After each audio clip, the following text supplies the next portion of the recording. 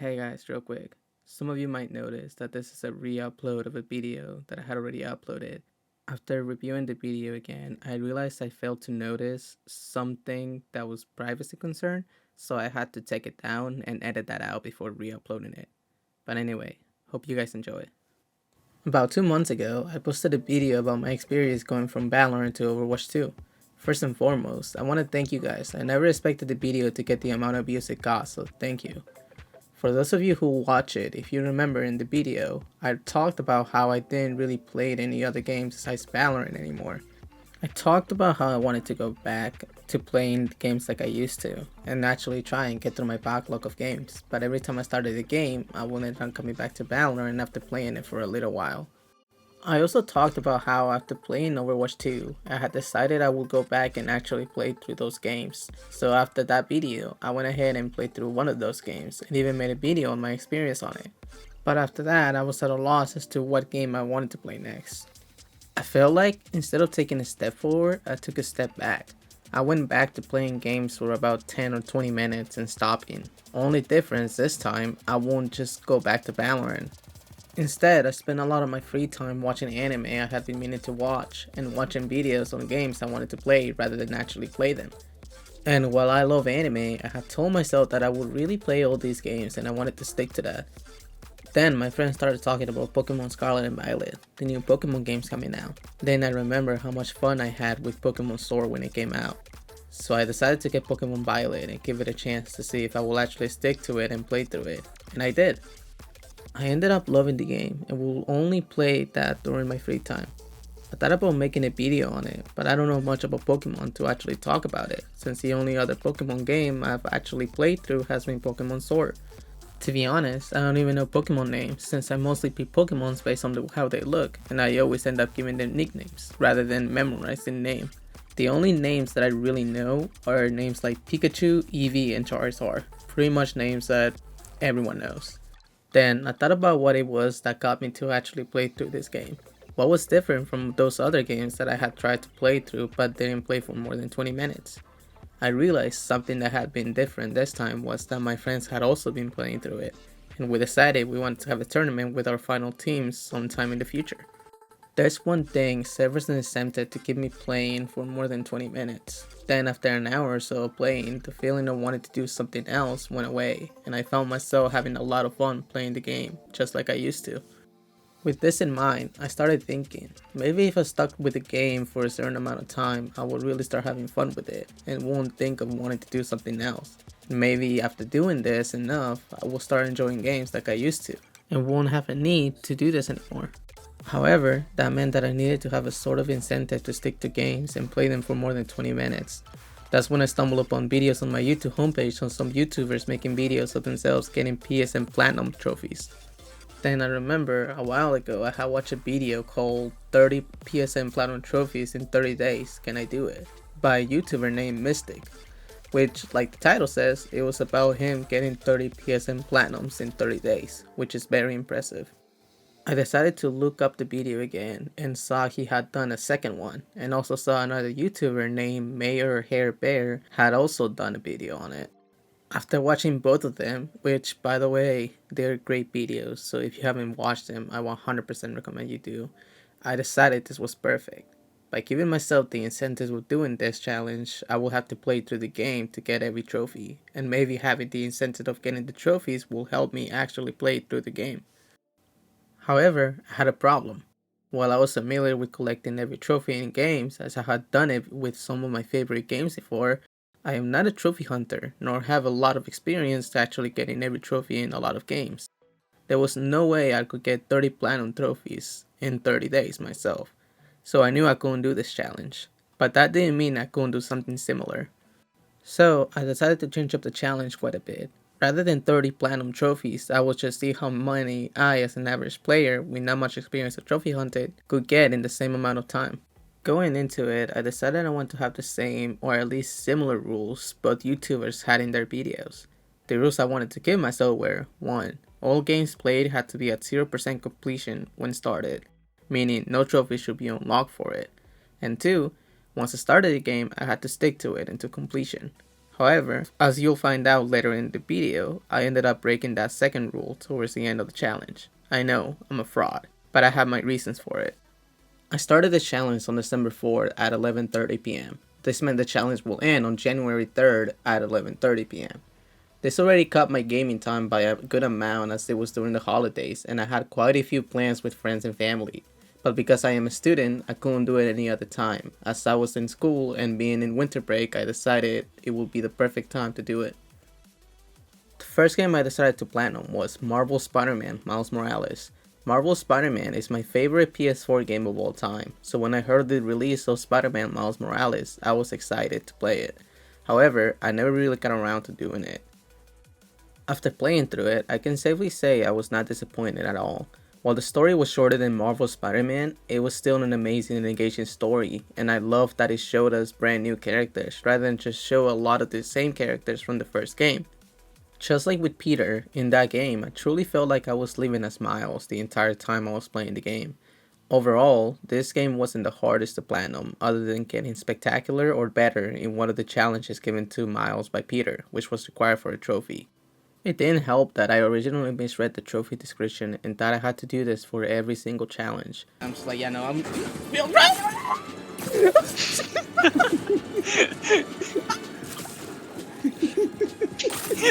Amazing, Miles.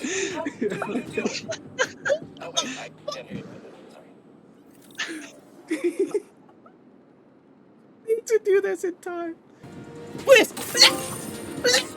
Yes! Oh my god, that was so hard! Get it, you got it. Oh my god, yes, I got it.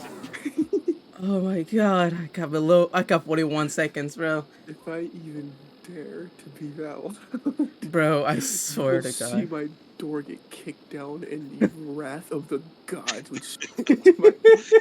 Dude, this is why I can't wait until I live alone. Or, Oh like, have my own god, place. dude. Dude, for real. Bro, just... And this is the first challenge, by the way. I have to do this for every single challenge. God. You're fucked. I have to get spectacular or better or never see. There's no way I'm going for ultimate. Uh-huh. Why the fuck would you do that to yourself? Yeah, no, I'm not going for ultimate. No, I'm not going below 30 seconds. You kidding me, bro? They tried to silence. That's like Tried to backwards kill only me. film speedrunners. But I did manage to get the platinum in about 2 days, so it wasn't that bad. There we go. Last one. Hey, Ma, you busy? Not too busy. What's going Let's on? go. Just left Trinity Oh, Church. first platinum trophy. 100%. Nice. Okay. I felt like that was pretty good time for myself, and made me feel like I could get more platinums than I had originally thought. The next game I decided to play was Hellblade: Senua's Sacrifice, an indie game which I've gotten a lot of praise for its story and gameplay. Once again, it was a short but very interesting story. It left me wanting to learn more about the place the story took place in, and Senua herself. Like, learn more about Senua's backstory, and possibly more about the people before her that had also gone to that place. I would say the only thing I found somewhat difficult was solving some puzzles and getting used to the battle mechanics. I kept using the same button I used in Spider-Man Miles Morales to try and dodge, as I had just played through that game and it engraved into my brain. I always took my time playing through games and never really jumped straight into another one right away, since I like to take a break to really process the game I had just finished, as weird as it might sound. Because of this, I kept messing up the controls and pressing the wrong buttons. Spoiler alert, this won't be the first time this will happen during the challenge.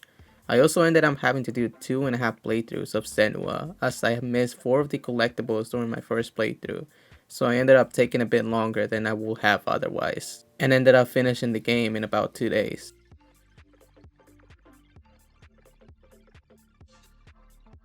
The next game was probably the game I had been looking forward to playing the most out of all of these, after having played the first game when it came out and loving it.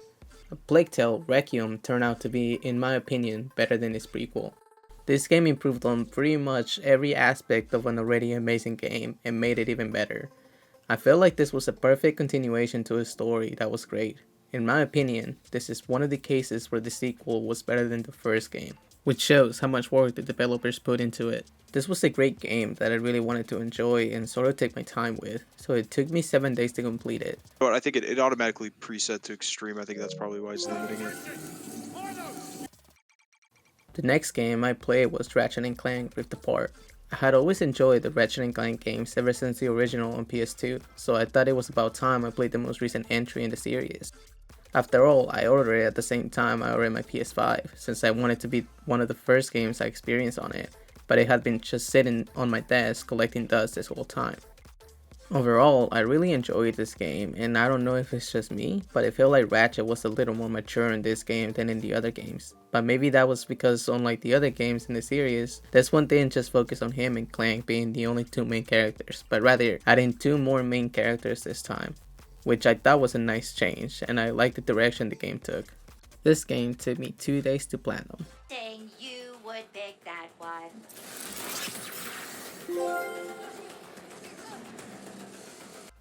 I decided I wanted to play a game that had been on my backlog for years now. A game which for some reason I never really got around to play it when it came out. But the first game of the series is one of my top 5 games of all time. This game is Jak 3. Although I have played through the first and the second one more than once, I'm not sure why I never really played the third one. Even after replaying the first and the second one on PS4, I still just skipped over the third one and started playing other games. So I decided to change that and finally played through it, and boy did I enjoy it. The story was good, but it still didn't top the first one for me. While I thought it was a good conclusion to the story, I felt like there could be more to it and could possibly continue. The only thing that I wasn't a fan of and had to get used to was the driving mechanics in the game, which was one of the biggest aspects of the game. It took me 2 days to get the platinum for it. Part of the buffet. My favorite's the lamb. I like the taste. After playing through games that require me to learn fighting mechanics and focus on defeating enemies, I wanted a game that was relaxing and that didn't require me to focus as much on the game itself, but rather just lay back and relax while playing it. So I played through Life is Strange, a game which I had heard good things about from multiple people. The story of Life is Strange was very captivating and kept me engaged the entire time I was playing it. The entire time, it kept me wondering what would have happened if I had made another choice instead of the one I made, which made me change my choices a lot the first 2 chapters of the game. Then after that, I decided I would just stick with my choices and see what the consequences will be for them. This was the easiest game to platinum during this challenge, but also probably one of the top 3 that captivated me the most story-wise. I definitely plan on going back to it, making different choices this time to see how everything changes. This game took me 1 day to platinum. Through the pleasure.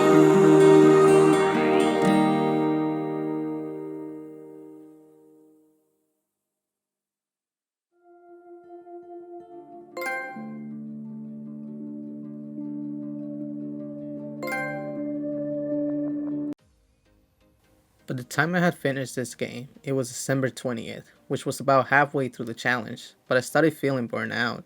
As I said before, I'm not really used to playing games one after the other, and I like to take my time with them. This means that I also don't spend a lot of hours playing in one day. During the challenge, besides with the Plague Tale Requiem, I was spending up till 12 or 14 hours at a time playing games on my days off, and even on days that I worked, I was still averaging around 6 or 8 hours, which I was not used to. While there had been times before this when I could play for this many hours in one session, they weren't as consecutive as during this challenge, and even then, I would take about 1 or 2 hour breaks during these sessions. So just continuously playing like this, day after day, started taking a toll on me, and from the first time, I felt burnout from video games. This is when I broke the second rule I wanted to follow since I started playing Bloodstained Ritual of the Night, but couldn't even get past the first stage as I couldn't concentrate. So then I tried playing a game that required a little less concentration and tried playing Amnesia. But for some reason, whenever my sanity would go down and everything would be shaky and blurry, it hurt my head. So after about 4 hours of gameplay, I put that game down as well. I thought if I had time later on, I could just come back to them. Then I was at a loss. What game could I play now? I needed a game that I could enjoy, but at the same time won't require me to concentrate a whole lot. During this, I lost an entire day as I couldn't figure out what I wanted to play. After thinking about it, one game came to mind, a game that I have played on Nintendo Switch before and really enjoyed. Although I had already played it and technically was not part of my backlog, I really wanted something that could make me feel motivation again and help me relax while having me actually think to progress through it. I wanted a mix between both challenge and relaxing. This game is called Donut County, a short indie game which doesn't require much thinking and it's very relaxing to play. Not to mention the actual story itself, which is told through the members of the county's perspective, is very intriguing and it keeps you wanting to learn more about it. Playing through this game did help me get rid of some of that feeling of being burned out from games, so I'm glad that I decided to play it when I did. This game took me less than 1 day to platinum.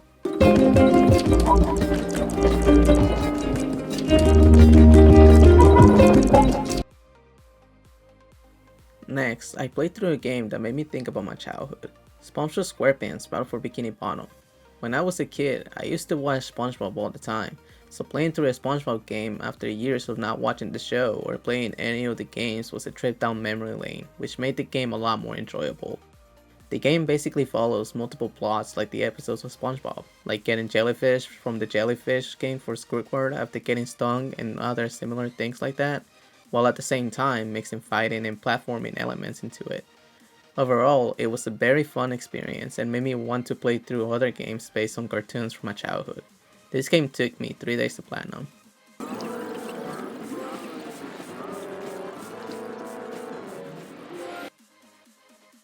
During the challenge, I wanted to do one of the games that both Mystic and Mayor Hairbread had played in their videos. Since I didn't have a lot of time left, I decided I would play Burly Men at sea. This game really intrigued me when I watched them both play it in their videos, and also it was a short platinum which benefited me time-wise. The game itself was nice, and while I had to do quite a bit of playthroughs, they weren't long and all of them had a different ending rather than just replaying it for collectibles. I really enjoy sailing to the sea and seeing how the ending will change solely based on 1 or 2 decisions.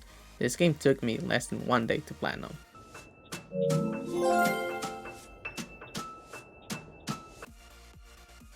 The next game really tested my patience in the way that I had to do a total of 7 playthroughs of it. Erica is the game where you make decisions to progress through the game, and depending on what decision you make, it changes the ending. There are also collectibles in the game which require you to make certain decisions to get to the area the collectibles are in. However, unlike other games, the trophies don't unlock until you fully finish the playthrough, so even if it's just making one decision for a trophy, the trophy itself will not unlock unless you finish that playthrough, so you are required to play through the game multiple times. While this is not the worst thing, as each playthrough takes about 2 hours, after a while it can get pretty boring, just watching a lot of the same scenes replay over and over again. Needless to say, after my 4th playthrough, I decided to take a break and pick back up the next day. I had 2 playthroughs left to do, so it wasn't that much. However, right at the very end scene of my 5th playthrough, my game froze. I freaked out and quickly closed it and opened it back up. I was so relieved when I saw the continue option and quickly clicked on it, only for the game to put me back at the very beginning of the new playthrough. This was frustrating, and I decided to put the game down and come back to it later. These 5 playthroughs took me about 2 days. After putting Erica down, I decided that I would just go ahead and start another game. I wanted a game that was open world and action with a good story. I wanted a game like Spider-Man, so I decided to play Infamous Second Son. I remember playing the first Infamous game, but never really finished it, and I had always wanted to go back and play it along with the other games that released after it. Since Infamous Second Son was a free PS Plus game, I thought it would be perfect opportunity to play it. In the game, you can get 2 different endings, depending on what decisions you make through the game. Decisions which will be considered evil give you bad karma, which leads you to the path of becoming infamous. However, doing good deeds gives you good karma, which in turn leads you to the path of becoming a true hero. While I thought that playing as the villain was a little more fun, I prefer the story of the true hero path. I love this game and really look forward to playing the other games in the series sometime in the future. This game took me 4 days to platinum. You know what, buddy? You and I have been through a lot. But I gotta tell you. After finishing Infamous Second Son, I went back and got the last 2 playthroughs of Erica done. I will admit, I did not pay attention to these playthroughs at all and went ahead and turned the volume of the game down and watched YouTube videos while doing it.